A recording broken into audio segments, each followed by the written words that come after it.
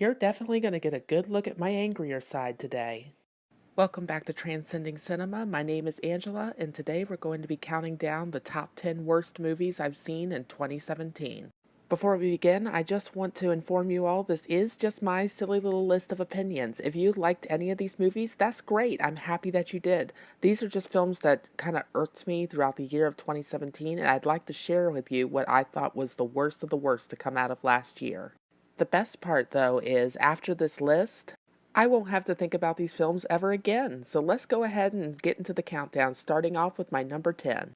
Death Note was a film that I was actually really looking forward to. I'm a huge fan of the original anime, and Adam Wingard is one of my favorite horror directors coming into the scene.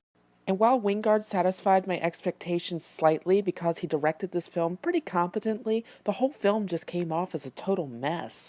None of the characters felt like the ones we came to love in the original anime, and even for a film by itself, they just weren't that interesting. It fails as an adaptation and an original. Elle and Ryuk were okay, especially Ryuk, portrayed by Willem Dafoe, but they just felt like husks of the original characters that we loved in the anime and manga. Even Adam Wingard's direction and the cinematography, as good as it was, couldn't save this film. It all came off as a Final Destination movie and not Death Note. This was just a film that was a complete disappointment with a few good moments that couldn't even save it. Light Scream was pretty hilarious, though. Coming in at number 9, I have the Belko Experiment. This is going to be the first in a few entries on this list where I feel it's not exactly bad, it's just, it was a huge missed opportunity. With James Gunn having a hand in this could have been an incredibly fun B-movie of different office workers trying to kill others to stay alive.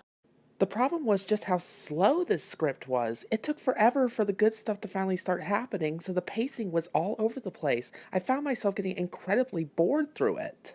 The worst part, though, is the ending. It leaves itself open in the easiest way possible for a sequel without even answering any of the questions that it established in the first place. I left the film feeling entirely confused about what all this film was leading up to. Yes, technically speaking, this film is fine. The action is fun when the film finally gets to it, and the direction and cinematography is decent. But the lack of understanding of what this film could have been is what's most upsetting. It was just a huge missed opportunity. So the next film I have on my list is Wish Upon, and if there's one word to describe this film, it would be, absolute insanity. If you've seen any movie that involves making wishes, you have seen this film before. It does absolutely nothing new with stories involving wish making. It even beats you over the head with the theme of the film in the end credits with a song called Be Careful What You Wish For. It's not scary, the characters are cliche and stereotypical teenage girls, and the overall technical aspect, including lighting, direction, and cinematography, plays it so safe that the film comes off as incredibly dull. So, why is this so low on my list, you may be asking? I mean, it's so clear that it has no redeemable assets to it. Well, you see, the reason why this is so low on the list is because this is just entertainingly bad.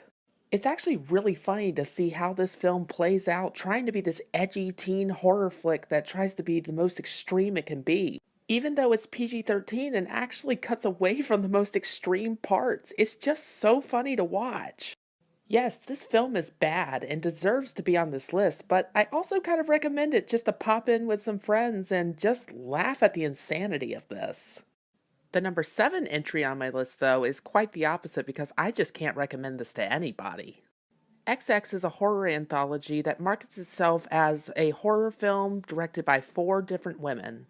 And while I think it's awesome that this has been making the rounds and giving more exposure for female directors out there, the overall execution of this anthology just didn't work. Most of the shorts are just incredibly dull, the characters aren't very compelling, and the stories themselves are just not that interesting. Don't Fall, the third story, is easily the best, but the problem is the characters just aren't that interesting and it's over way too soon. The most irritating part, though, is even with one good story, all 4 of these shorts just don't flow very well together. They feel so out of place, like 4 different jigsaw puzzle pieces that just won't connect. Independently, they work fine, but together, they make XX feel incredibly uneven. I definitely commend this film for what it was trying to do, giving women a chance to direct in a genre that's typically given to men.